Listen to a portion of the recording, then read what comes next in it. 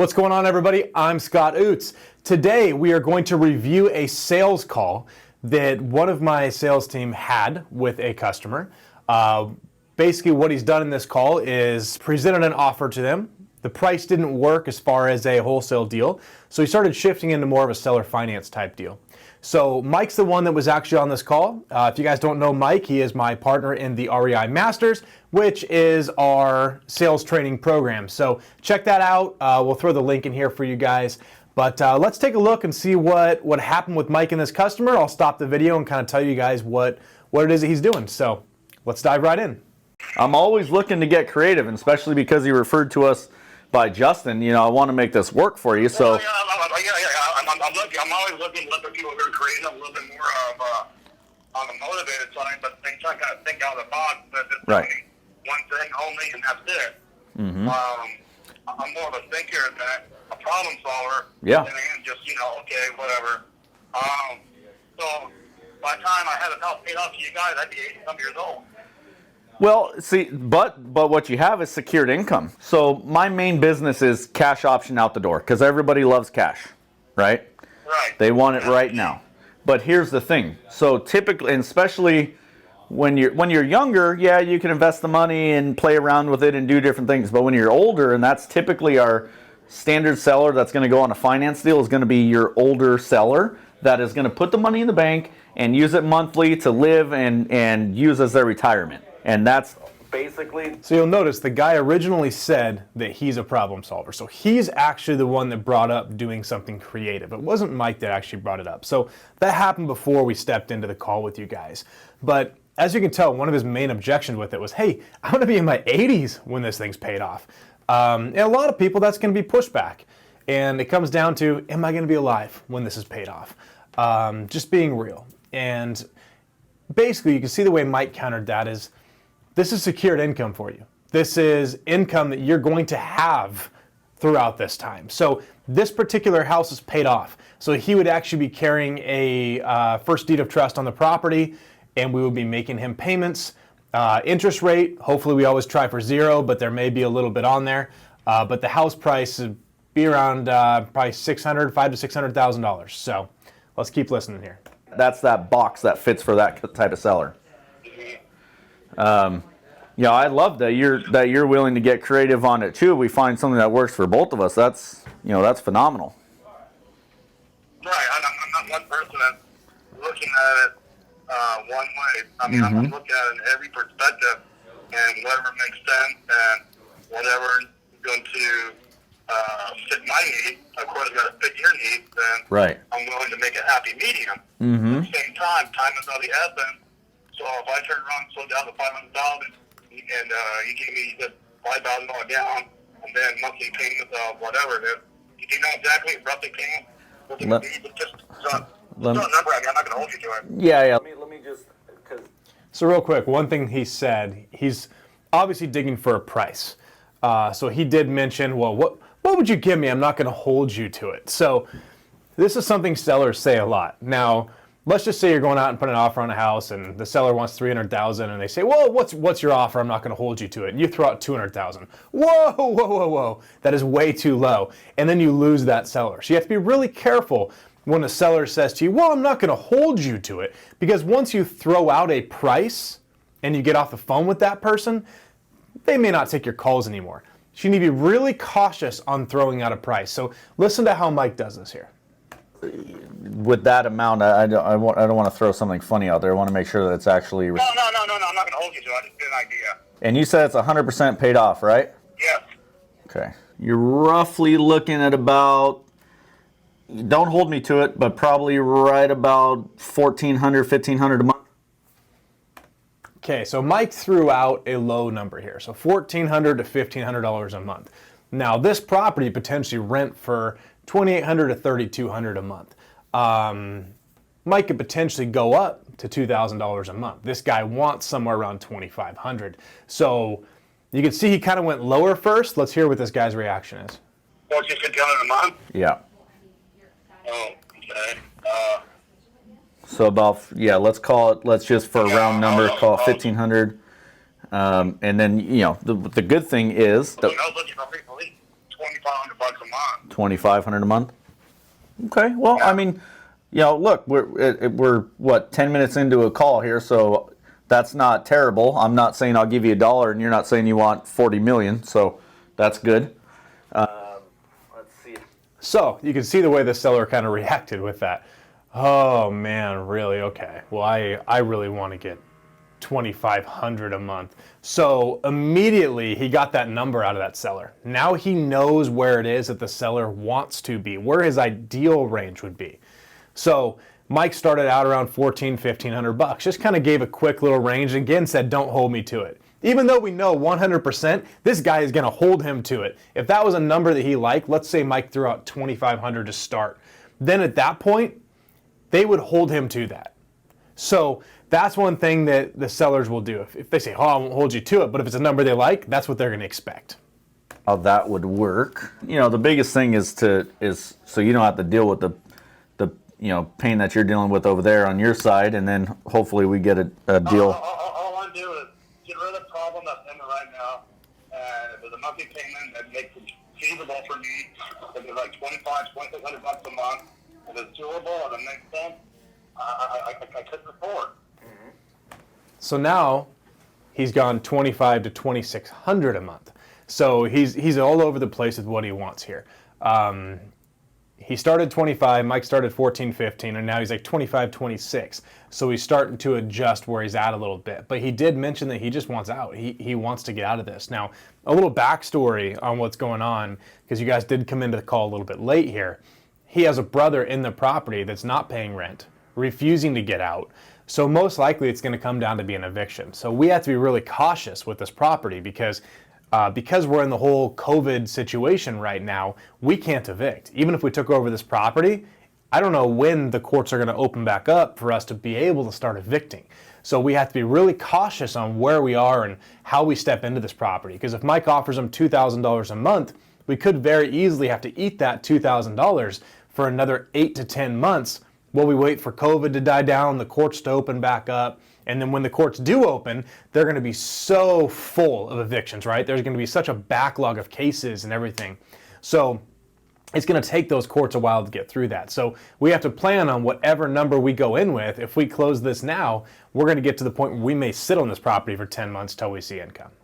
Right. Yeah, that's cool. I love that. What's the condition of the house, would you say? About average. It does need some work. In the bathroom, everything is pretty much dated. As far as the kitchen, that was done back in 2001. Mm-hmm. New driveway, new flower bed, and some new garage door going from the side of the house inside. Some paint, carpet or flooring, whatever it is, and paint on the outside too. And it's fixer upper, but it's not heat the house. Right. Yeah, I think we could probably work something out then. There's a couple of options that we could go with. For me, if we're going to go on terms and to give you the 500, I could probably go higher than that 14 or 15 per month, but it can't break the bank on my side, so I'd probably have to keep it under $2,000, maybe 1,800, 1,850, something like that, to make it work and hopefully meet in the middle for both of us. And the flip side of that is how the other side of that works is that's fully secured by a deed of trust. And because you become my mortgage lender in essence, if I default, you still own the house, right? You could basically take the house back. Yeah, you take the house back, and if I default on the loan, then you're still the owner of the house, which is great. So this seller actually is a little more knowledgeable with this than most sellers we talk to. So he actually seems to understand the deed of trust and how payments work as far as this type of stuff. Most sellers don't understand it. So Mike is very carefully explaining things to this guy just to make sure that they're on the same page. So he will be secured by a deed of trust for the property. This property does sound like it needs some repairs. So he did mention a lot of things. Most sellers just say, oh, it's livable. He did say the driveway needs to be replaced. Some doors need to be replaced. It's dated. If that's the case and we're taking this over for a potential rental property, we want to get the highest point of the rental market, but we also don't want to put $40,000 to $50,000 into this, plus have the monthly payments, because it's just going to be too much money up front to make it worth it. So we haven't seen this house yet. Once Mike sees it, we'll be able to get a clearer picture of where we're at with it. So it secures you long term, and now it gives you monthly income without touching anything. Right, but I mean, how many times, honestly, in the past have you ever defaulted on a Oh, I don't, right? And that's why I put that in there, because you want to be protected. So I make sure that if we enter a deal like this, we're secured on both sides, because I don't want one side or the other side to have any wiggle room. I want to make sure if we have a deal, then it's 100% set in stone in writing and everybody's protected. So yeah, we definitely don't default on them. Okay, so how close could you get to the 2,000 then? Look at that. So the guy said $2,400 to $2,500 a month. Mike said $1,400 to $1,500 a month. Mike said, we could possibly get somewhere around $1,800, but we don't want to break the bank here. If we meet you in the middle at $1,800, keep in mind Mike was at like $1,500, the guy was at like $2,500. Middle is not 18, and now the guy said, hey, how close can you get to 2,000? Remember, we can pay 2,000 for this house. The guy just came down to the number that we potentially need to be at. Now, of course, like I said, it all depends on construction and where we are with everything, but he is getting closer to our number, and you guys can just see the motivation in this guy. He wants a deal to happen, or he wouldn't be on this phone call. For conversation's sake, to be able to try to move forward, I could probably get pretty close to it. I'll want to see the house. I'll definitely want to see the house, but yeah, I could get pretty close to that for sure. If it's not gonna need a full overhaul and just needs your standard lipstick and whatnot, yeah, I could get pretty close to that. So when you say your standard overhaul, what are we talking about? Like what? Like If it need, just to get up to say like a rental sake, you need probably new paint, updated appliances. What I was going to do is I was going to do the rental in the very, very beginning, and then my son and his girlfriend moved in. They're up in Colorado, and they're thinking about moving down there in July. Mm-hmm. And their job is going to relocate. And what I do for a living, I'm in property management. So that's what I do. I go into apartments and I prep them up and I change them all out, get them ready for the painter. Right. I put your joint tabs, I put your toilets, just your basic. Yeah. So. So this guy has some knowledge. So if it's true what he's saying here, he's a property manager, so he's actually the one that goes in and gets houses rental ready. So he's obviously trying to act that he knows more than Mike on this stuff. Like, well, this is what you would need to do. Well, now it is good to have a seller that understands what it is that we would need to do with the property, but they also think we can get it a lot cheaper than we can in a lot of cases, because while he might go replace it, his property management company is probably the one paying the bill on it. So does he really know how much it costs that company to have him go and install a toilet? He might go buy the toilet for $100, but does he know how much that management company had to pay him on his check that was allocated to replacing that toilet? Most likely he doesn't. Yeah, so you're very familiar with it then. So if that's all it needs, then yeah, I could probably get pretty close to that too. I've been doing it for 30 years, yeah. Oh man, yeah, you're the expert then, geez. Just go in there, do the essentials, paint, new faucet that need a new toilet, closet door that need it. Probably stuff about maybe, $10,000 into letting me know that. Right. Okay, so, I mean, that's probably what I would have to do to it then. I mean, if the roof is caving in, then that's going to affect stuff, but No, the roof is okay. brand new. So you can see he threw out a number of $10,000, right? Oh, about $10,000 is going to get there. Now that's probably more realistic than most sellers would throw out for a rent-ready place. But I mean, ultimately, we are going to want to sell this thing down the road, so we do need to make sure the stuff that we're doing is done properly. So if you go way back in the call, he mentioned that the kitchen needs to be replaced, the driveway needs to be replaced. He mentioned all that. But now he's shifting just to $10,000. How long is his driveway? Is it 500 feet? I mean, who knows till we see the house. So he's obviously backpedaling a little bit on what he said needed to be done. I would say this call, it's almost like the seller is selling Mike on doing this deal more than Mike selling the seller on it. So it's a different type of call than you would normally have. I have somebody come in, put like a $2,000 paint job on the outside. I've got an $800 paint job on the inside. You can be working all day. They can do it in one day. And just put in the carpet, want new carpet, apartment grade, whatever it is, or wood floors, you want to redo, whatever you want to do. Okay. And put in a couple new toilets, and a process that can be done. We'll work through this thing, man, one way or the other, whether. All right, so we got to talk about this because you see Mike, he's got his belts on right now. A little full of it. But these belts here are pretty cool. It's something we actually just did as a team. We did quarterly belts based on different factors in the company. So we gave out 4 of these belts. And some of it's the highest earner, the most contracts. We had a bunch of different things we gave out as to our sales team as rewards. Now, these guys get to brag with these belts. So look at the way Mike's just prancing around with this thing. But ultimately, this seller, so he's throwing out $2,000 paint job on the outside, $800 paint job on the inside. And let's be honest, paint job on the inside is not $800. That's going to be very, very cheap. So most likely that's going to cost almost the same as the outside, masking everything off. But it's clear that he doesn't know those prices. It's the cash deal or the creative deal.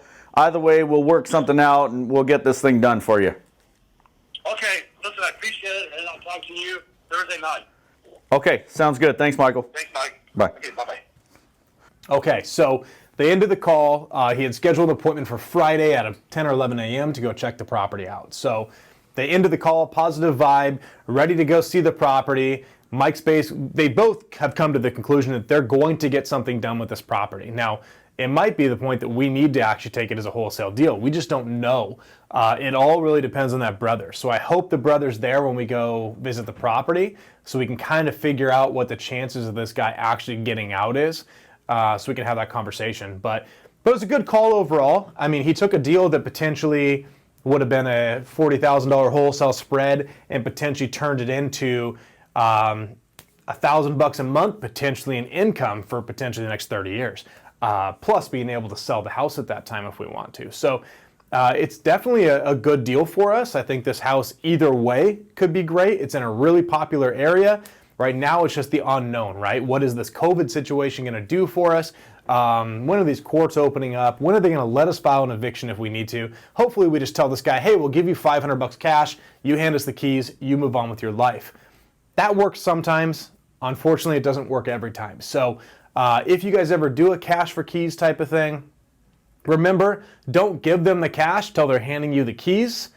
Have them sign something saying that they're releasing all interest in the property, that they have vacated and have no right to go back. Have them sign that at that time when you have the cash in your hands. Then if they do go back in the property, now you can call the police and they can come out there. You can show them this contract that you guys signed. If you didn't have that signed and they go back in the house, most likely the police are going to show up and tell you it's a civil matter, which means you have to go to court and file an eviction. They'd be considered a squatter or a renter back in the property. So you can file a lot of different things to get them out, but it's not as simple as the police pulling them out. Now, of course, every state is different, right? California is very pro-renter, and a renter can sit in there and not pay, and it could take you 6-8 months to get them out of there. So every state is different. Some states, Texas, I mean, potentially 2 weeks you got a person pulled out of the property if needed. So you have to be careful where you're getting these subject to or seller financing deals based on how hard is it going to be to get the tenant out of these properties if they're not paying. So the other option is we can look at this as a potential lease option. Get somebody in there that's looking at lease to own.